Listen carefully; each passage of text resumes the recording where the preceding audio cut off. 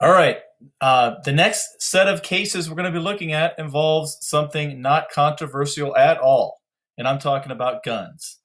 One of these cases is about the Second Amendment. The other one is actually about the Commerce Clause. So we'll get to that here in just a moment. But the two cases we're looking at today are U.S. v. Lopez, and I'll spend a little less time on that because we've already talked about that. And then I'll get into the case McDonald v. Chicago. And both of these are fairly recent cases in the U.S. Supreme Court. So here we go. First case, U.S. v. Lopez. And we've already talked about this, so you should be in good shape here.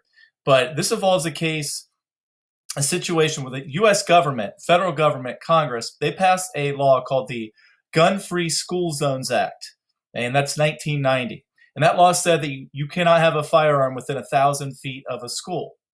So that's their law. Okay? Their justification for this law is going to get a little bit muddy. They use the Commerce Clause. It's somehow a regulation of commerce, so interstate commerce. So in this case, a student named Alfonso Lopez, 12th grader, brought a gun to school. It was unloaded. He was actually selling it to somebody else. So he gets busted. Somebody tells on him for having the gun, gets sent to the office. The office finds the gun, and now this becomes a federal case. And why is that important? The penalty is going to be much tougher here for Mr. Lopez if this is a federal charge. So he challenges it and says, this law is unconstitutional. Why is the federal government passing this type of law? This is not regulation of interstate commerce. So in the decision, the constitutional question in this case is the Gun-Free School Zones Act constitutional via the Commerce Clause of the U.S. Constitution? So is this constitutional? Is this interstate commerce?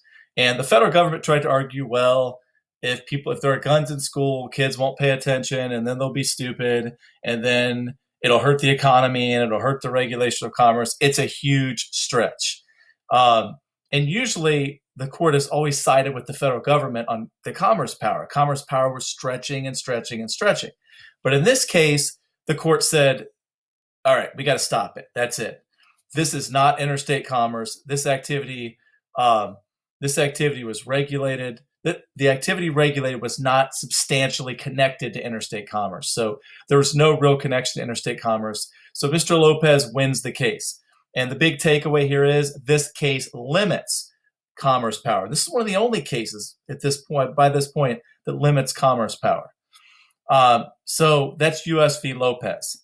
The next case is a Second Amendment case, and it is arguably the most important Second Amendment case in American history. Second Amendment, you should all know, is the right to bear arms, and that is highly controversial. What exactly does that mean? How much can it be regulated? So in this case, McDonald v. Chicago, you have to understand an important precedent in a previous case, the District of Columbia, D.C. versus Heller, which is from 2008. And in 2008, the court for the first time ruled that individuals have a right to have firearms. Their right to bear arms is not connected to the being in a militia.